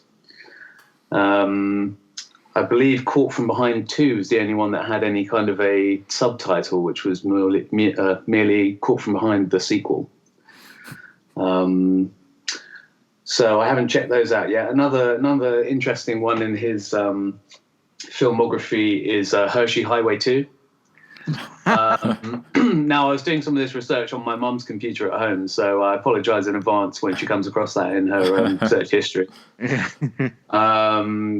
I couldn't find a Hershey Highway 1, but there is a Hershey Highway 3 for fans of Hershey Highway, desperate for more. So that sounds interesting. So Freeman was involved in, so he was subject to an arrest which apparently had quite big implications on the Hollywood porn industry. He was arrested on the set of Caught from Behind 2. I believe somehow the police had got to one of the actresses and she kind of rolled over and told them that she was working on this film, and so that was their tip-off. So Freeman was arrested on the set, becoming first director of adult movies to be arrested in California due to the anti-pimp law, which was put in place supposedly to free Hollywood of prostitution. Ultimately, Freeman was acquitted in August 1988, and I believe the ruling of that effectively legalized hardcore pornography in California. I will add that I'm not a porn historian, so take that with a pinch of salt. But that's what I got from this book. What else? So Ted Newsom was saying that the title of the film came about from sort of trying to mesh the idea of Hitchcock's film Frenzy with Blood Feast of Herschel Gordon Lewis. And that's quite an interesting point, because I didn't realize when I first watched it, but watching it back with that in mind, the ending with, and the brother comes out is very much like, it has strong overtones of like Herschel Gordon Lewis, specifically the Gruesome Twosome. If any of you are familiar with that film. There's a similar, so the Gruesome Twosome is about this mum and son killing duo, and the son is this kind of gibbering loon, for want of a better expression, who kind of comes out and, kind of drools over these young nubile women and scalps them or cuts them up, and so it's very much got that feel to it in that final moment. So it was kind of interesting that he had H.G. Lewis in mind. As I mentioned before, the original effects people, who the writer Ted Newsom apparently wasn't a big fan of, ended up, I believe they ended up being arrested for having automatic weapons in their van, something along those lines. So they were obviously, not able to continue or thrown off the production. And Ted Newsom was able to get a couple of his friends in to finish off the effects. But obviously they were working within limited time. And I get the impression that they weren't 100% happy with what they did, but they just had to do what they could within the time they had left. And as a result, I think they left a lot of the gore stuff till later on in the shoot. Amusingly, apparently, one of the items that was lost when the original effects guys were arrested was the music box, which was, had been impounded, as it were, by the police. So originally, Hal Freeman was asking the new effects guys to try and recreate the music box using the kind of like whatever wax and things that they had at their disposal, which was obviously completely impossible and impractical. But they eventually managed to retrieve the original music box from the police so it could be used in that opening sequence, which was filmed afterwards, I believe, in Hal Freeman's garage. So that was an interesting little tidbit. In terms of the porn connection, I made a note that Ron Jeremy apparently was in the running for a role at one point. I'm not sure which role that would have been. Maybe the drunkard. He's got a big willy. Yeah, indeed. I'm not sure how that would have played into the film, but the mind boggles, isn't it? And it's interesting. It's part of that kind of subgenre of slasher films, which were made by adult filmmakers looking to kind of move into quote unquote more kind of legit fare. It's a fascinating subgenre, and I guess the crowning achievement of that little subgenre would be The Prey, which is obviously made by filmmakers who had worked in adult movies before that. I think Silent Madness, maybe the director had been involved in adult films, also Deadly Games, I think. So there's quite a little area. Yeah, well, Wes Craven and Sean Cunningham kind of got their start, didn't they? Yeah, it's a big list, and it's an interesting, especially when it comes to the anecdotes about Hal Freeman wanting to, use the kind of gore stuff as the money shots. It's kind of interesting to see that, see that kind of connection between porn and horror, and what's how the kind of the money shot kind of functions in a similar kind of way, and how people would take learnings from one business into making slasher films. So I think it's a really interesting area. So that definitely lends to the appeal for me. What else have I got? Apparently Hal Freeman left off the last 10, 15 pages of the script when he was originally giving it out to the cast, because he wanted them all to be surprised at who the killer turned out to be. Whoa. real method stuff, real auteur. And let's have another look. Claire Cassano, who was the co-producer and kind of handled the marketing on the film, she joined Hal Freeman's company to promote the movie. She was also co-producer. She wanted to play Cassie, but Freeman didn't want her to be seen as she was his vice president of sales and marketing. He didn't want her to kind of be seen, as kind of an actress. He didn't think that, clients would take her as seriously if she was in the film doing this role. The real Cassie, who was played by Lisa Savage, refused to do a topless scene that was actually in her contract. This is according to Claire Cassano's interview in the book that I mentioned before. And apparently the actress who played Cassie, her lawyer boyfriend, came down to the set and threatened to sue the production if they continued to try to get her to do the topless scene. So they backed off, and she didn't. I think there's a lot of truth to that, because Tony Montero, who played Brick, says the exact same thing. Okay, that she refused to do the nudity after agreeing to it to begin with. Yeah, that's in the same book, is it? Yeah, it is. I mean, I was thinking as you were mentioning that book, I'm like, oh, he's going to have all my background because I got all mine from the same book. Okay, sorry. Yeah, I figured that should have been the case. I'll back off then. No, go kid. No, you're good. You're good, because that'll give me a chance to say my infamous no later. Yay! Oh, okay. Well, that's what I was working up to. Actually, it was all planned, much like the complex plan that Barney was not capable of mounting in Blood Frenzy. So yeah, I think that's some of the most interesting tidbits I found. Hopefully, if I get to speak to the writer, get to talk about a film that he was going to make subsequent to this with Hal Freeman, which is another slasher film that was called Judgment Night. Oh, interesting. Okay. I'll leave that there in case I've pillaged all the background from the book. Well, thank you, Ewan. So, sorry, Nathan, I won't step on your parade. Who would you like to ask next? I'd like to ask Nathan, do you have anything? No. Actually, I'm kidding. I do have something else. Monica Silvera Nadon, who played Jean, who doesn't like to be touched. She mentions that she got along really well with Lisa Savage. They shared a hotel room and basically went over their lines every night.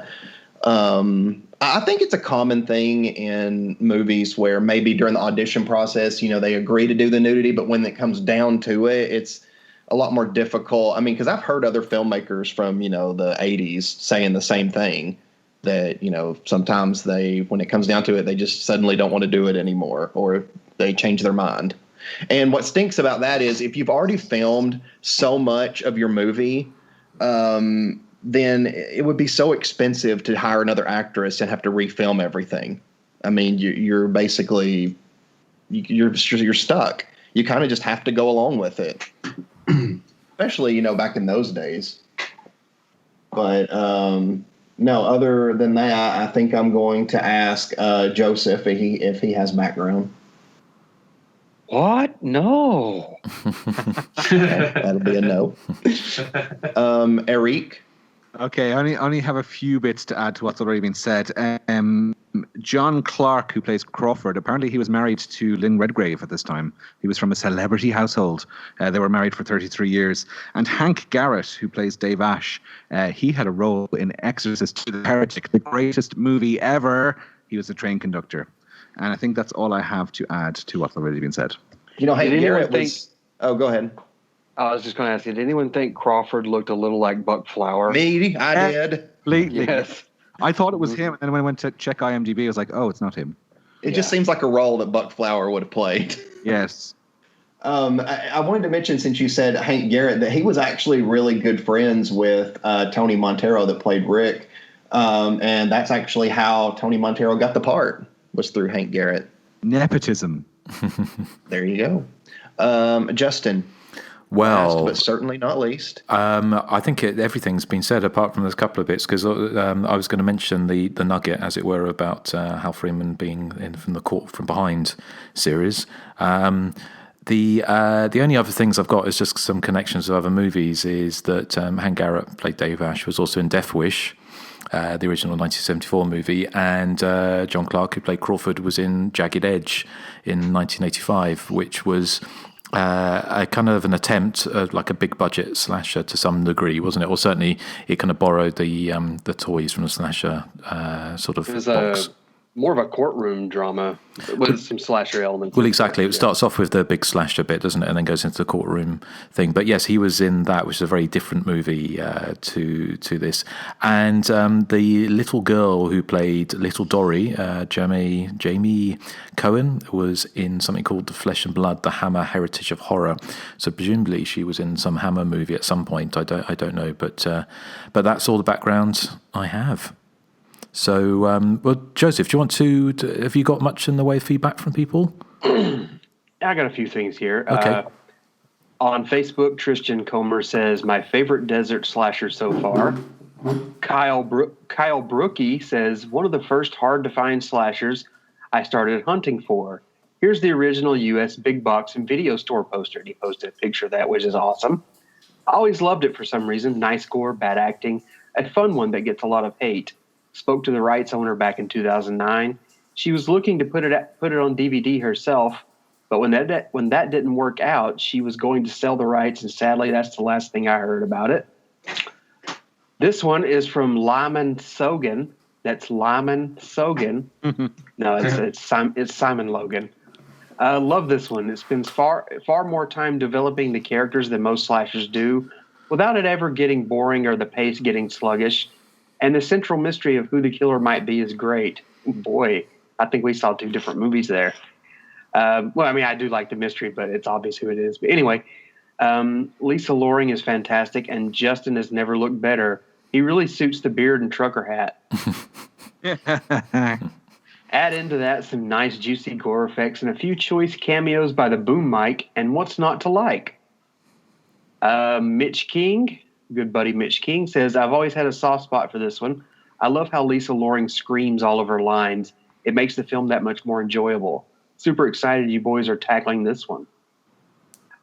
Gareth Morgan, who was on our last episode, the very first obscure 80s slasher I stumbled upon on YouTube. It's not bad at all. I enjoyed the finale. Nick Swanson says, not bad, but nothing special. Jenny Hall Cameron says, wasn't terrible, but wasn't memorable either. Need to watch it again because can't remember if this was the one where one of the last to die was a nympho in a cave or something. And that is correct, Jenny. It's the same movie. On Instagram, Eugene Weaver says, saw this crazy thing on YouTube and loved it. Why hasn't this been snatched up by a company like Vinegar Syndrome or Arrow, Ewan, and gotten the full-on remaster for Blu-ray yet? Complete with an audio commentary by you wonderful bunch of fellas. Crazy, gory, poorly acted, and wonderful for all the wrong reasons. I loved it. And finally, the Bitter Bastard Nerdcast says, just watched it on YouTube. It's a glorious train wreck of a film. Overacting, underacting, crappy sound, over-the-top stereotypes. It's an embarrassment of riches. Lisa Loring's crazy-eyed rants at the end are pure gold. I only wish I could have watched it with Nathan. I just know he would have enjoyed it as much as I did. Oh, yes. Excellent. That's all the feedback. Fantastic. Well, thank you for everyone who's written in. I'll display the how to get in contact with the show, and this is how to do it. Thank you for listening to The Hysteria Continues. Be sure to search for us on Facebook, Instagram, and Twitter, and subscribe to our YouTube channel. If you enjoy our show, consider becoming a Patreon subscriber. That's patreon.com/The Hysteria Continues. You can email us at thehysteriacontinues@gmail.com. Yes, well, thank you for all our Patreon supporters, and we are a little bit later today. We're going to be recording our top 3 so bad it's good horror movies. So if you want to listen to that, join the Patreon party, as it were. But now, Ewan, I think you need to brace because we know what's coming up. I'm braced. I'm ready. It's my joke of the week. It's so fantastic. Why was Lisa Loring's character so unhinged? Because she was playing Dory. Oh dear. What? See, Ewan liked it. What? Thank you, Ewan. He did, but I have one too. Oh. What? I don't get Whoa. Door hinge, unhinged, and it. door Oh. Yeah, it's layered. It's very layered. Wow. Wow. Okay. See, my joke is, who did the catering on Blood Frenzy? And the answer is Wendy's and McDonald's. Mine was I don't get mine that. through the week. The lead actress is Wendy McDonald. Oh, okay. And Wendy's is a popular chain over in the Yes. States, not over here, though. So is McDonald's. Yes, well, we know about McDonald's. Yeah. Okay. Mine was the entire cast was set to remake this movie. It would be called Blood Friends. See? The entire Friends cast. Yeah.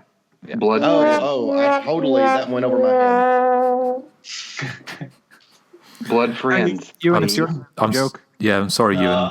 I'm desperately looking at the back of the box trying to get some inspiration. You're going to have to give me a bit longer. Sorry, Well- Maybe you could. sorry for Maybe you could do it during the interview or something. Yeah, Tell it to the guy you're interviewing. Yeah, I'll definitely do that. Well, that impressed him anyway. So I'm sorry you had Yeah. to witness that, Ewan, and all our poor listeners. But did we want an after the credits, Nathan? Yes, Is this yes, you yes. do? Okay. Don't press stop. Shut up. After credit show. All right, so I'm thinking at the end of this movie, they get in the RV. Well, first they have to go find that distributor cap. So they go like looking around, and then they finally find it. I imagine Lisa Loring probably had it in her pocket or something. So they find the distributor cap, and then they put it on the RV, and then they head off out of the desert. I think that Rick probably needed a lot more help with his PTSD, but I think now the doctor is going to need some help to get over what happened to all her patients. Stripes agrees. And I'm thinking that in the sequel, another therapist takes the doctor, Rick, and another group of patients back to the desert, and the killings start up again. Is Dory back? Maybe. She could be like a Jason. Well, she didn't. She survived Finding having. Dory. Yeah, she survived having that knife stuck in her throat, didn't she? That's Pulled true. out. She seemed fine afterwards. It wasn't until she got that pickaxe in the back that. Did you see the way she sits up is very Michael Myers at the end of Halloween? The way she sits up. I wonder if that was some inspiration. Imagine so. So what do you think, Ewan? Well, so I think at the end of Blood Frenzy, Dr. Shelley and Rick make it off. It's a few years later. Rick's PTSD has been, hugely triggered by this event, and he's seeking counseling. Meantime, they've both set up a company that's creating this new type of super fuel for bikes. And so Dr. Shelley is tasked with taking her group of motocross drivers across the desert, and amazingly, it takes the route that they're going to take. It's going to take them right through where the original trauma happened. In the meantime, Dory has survived the various stabbings, and she's managed to kidnap some bloke or other and start a whole new family out in the desert, and a family of crazed mutants out in the desert. See where this is going? Do the hills have eyes? I think I can. Okay. I would watch that. Any excuse to watch Hills Have Eyes 2, in various form over and over again. I like seeing dogs have flashbacks. Exactly. Yes. Who would have a flashback in this one? Well, I mean, no animals. There's no animals, really. It could be the severed Rick, hand. obviously. How about that severed hand has a flashback? Yeah. And we find out whose it is. Yeah. There you go. It's going to tie up all the loose ends. What about you, Justin? Well, I think it would be the Doctor and Rick driving away, and it would be a bit like Race with the Devil, that old 70s movie of Peter Fonda, and Lisa Loring, she doesn't come back to life, but her breasts do, and they disengage and chase them through the Mojave Desert, and it comes, the hills have breasts. Wow, it's like Mystics in Bali, kind of. Exactly, yes. You've taken it to a supernatural level. Well, that's the only way to go. Yeah. Okay, Joseph? Well, I'd say the whole ordeal with Dory killing everybody and, her getting her comeuppance at the end during the middle of the week, it was just a rough time for everyone. But I think she survived ultimately because it was Wednesday. Oh, dear. Oh, dear. Hey, how come I get one of those after the credits? That's not fair. Because it deserved. Yes, well deserved. Well deserved. What about Erik? Well, my after the credits was exactly almost word for word what Ewan said. I was going to go on about how a group of dirt bikers are led out into the desert, blah, blah. So I'm going to change that now to a popular hair metal band decide to shoot their video out in the desert. And unbeknownst to them, the warehouse that they choose that's in the middle of the desert for no reason is the home to Lisa Loring's character, who has, as Eunice already said, started the family with somebody, and they were trying to get rid of the hair metal band, so kill them off one by one, and all the scantily clad ladies who are there as extras in the video shoot. Well, there you have it. Yeah, there you have it. Kind of a blood tracks. It's blood sand tracks. Blood sand. Like yeah. Those are very good after the credits. They were fantastic. So, well, thank you. Well, do we any other feedback, Joseph? Yes, one here. Mm-hmm. Okay. It says, greetings and salutations. I've just discovered your podcast a few days ago through YouTube when doing a search for Ted Pryor films. I saw the episode for Killer Workout and immediately fell in love. So I'm starting from the very beginning and working my way through your whole spate of episodes. I was also thrilled to see you have an old movie trailer section. You have some stuff up there I've either not seen before or stuff I haven't seen in about 30 years or more. I'm impressed. You guys have magical rapport, and I was wondering if you would possibly consider covering Psycho 2 in the future. And yes, I think we would. More on this later. I don't see it on your playlist anywhere, so I assume you haven't tackled it yet. My name is Francis. Please don't laugh, but I go by Frank the Tank because I'm 6'7" and weigh 300 pounds. But I'm afraid of everything. Hey, not all slasher fans are raving psychos. Some of us are just as vulnerable as the women in these films. So keep up the good work. That's from Frank the Tank. And Psycho 2 is one that I have been thinking of because I have the rather splendid Arrow Blu-ray that I've yet to watch. It is a favorite movie of mine. Or not a favorite, but it's a movie I like very much. Have we covered Psycho 1? We have. Yes. Okay, all right. It's our 5-year anniversary show. Maybe that should be an anniversary show. Psycho 2. That'd be a big one to cover, I think. It would be a big one. Yes. Is it one that's up your alley? Oh, yeah, it's up my alley. Okay. Well, thank you, Frank the Tank. I have one here as well. It says, Dear Hysteria Continues. I'm another relatively new listener, but shortly become a tremendous fan. Working through your catalogue in short order. Everyone has such a distinct personality on the podcast. It makes a real treat to listen to. I have to say, even as a straight man, Erik is my spirit animal. The man is a genius. Oh, thanks. So, but then again, so the rest of you. Moving on, I would highly recommend the amazing supernatural slasher Carrie ripoff Prom Night 2, Hello Mary Lou. It's a wonderfully entertaining movie and would love to hear the debate on whether or not it can actually be considered a real, inverted commas, slasher film. Best, AJ Anderson Yakovich.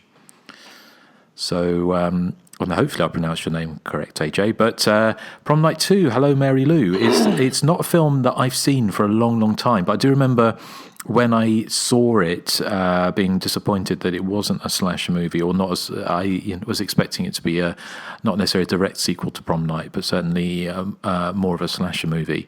Because it seems like with the Prom Night series, Prom Night was a slasher movie, and it didn't really go back into slashing as such until Prom Night 4, Deliver Us From Evil. What do you guys think? I like it. I love Hello Mary Lou. I watched it not too long ago, actually. But would it be considered a slasher movie?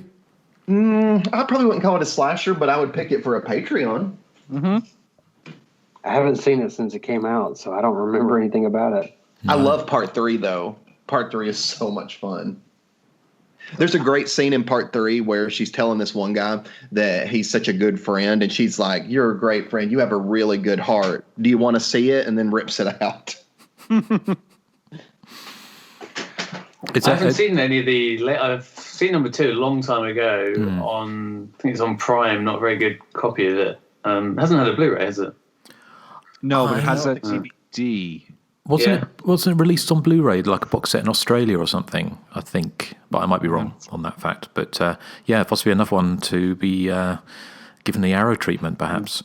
Well, maybe. I haven't seen. Yes, I haven't seen 3 or 4. Are those worth seeking out? Yeah. Yeah. Well, 4. I mean, 4 is like, it's not like a great memorable slasher, but I mean, it's fun enough. Does 4 have a killer priest or something in it? Yeah. It's got a really creepy looking killer priest who's killing off kids at this school, but he keeps on stopping every 5 minutes and sort of dodges around and makes some like really bad sub-Freddy wisecrack, which kind of slightly ruins the effect, if I remember correctly. I just remember one scene where he's stabbing through the roof of a house and one character is on the roof and the character's starting to fall and the only thing he has to grab onto is the blade of the knife sticking up through the roof, which seems pretty painful to me. I do always get it confused with Happy Hell Night for some reason. Hasn't that got a killer priest as well? I can't remember the killer having any wisecracks in Prom Night 4, but granted, it's been a long time since I saw it. I might be getting it confused with Happy Hell Night then. Well, did that have a killer priest in it? Yeah. Ah, so that's where I'm getting confused. But it's Killer Priest in Prom Night 4 as well, isn't it? Deliver Evil. Yeah, it is. There's the confusion. That's my Get Out for this episode.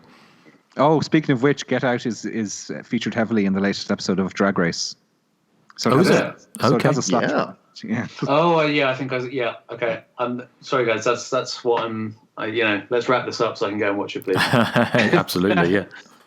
It's actually a good sketch that they do too. Like it's actually really funny. A lot of times their sketches are kind of cringe. Yeah, but this one's a good one. Sketches can be hit and miss, but that sounds promising.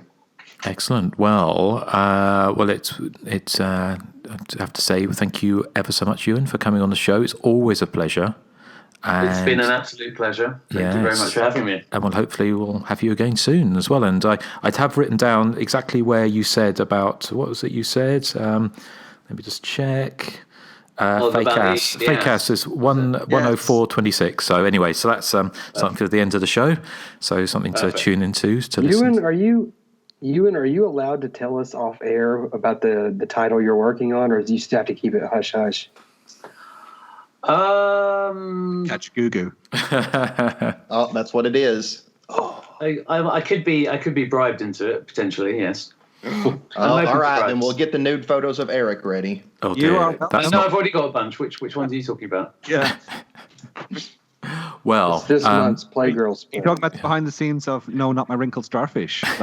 Those ones. It was Hershey Highway 5, I think. Yes, Anal Or was Paprika Erik 42. caught from behind? Yeah. Part 17.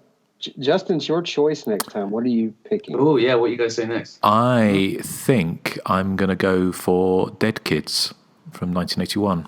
Ooh, a.k.a. Strange Behavior. Exactly. That's it, Yeah. So I am on a bit of a 1981 kick at the moment. So I'm going to. I've already done some research on that one. So I think because it's a strange mashup with sci-fi and slasher, but I think it's got enough slasher in it to qualify. And I always loved the title Dead Kids. So it will be Dead Kids from 1981 next time on the Hysteria Continues. So what are we playing out with, Nathan? I couldn't find a song about blood or frenzies, so I played out with the end credits theme from The Blood Frenzy. Okay, well, thank you for listening to The Hysteria Continues, and we'll catch you next time with some Dead Kids. So thank you again to Ewan, and say goodbye to the good people. Bye. Sashay away. Yes. Bye, Dory. Bye.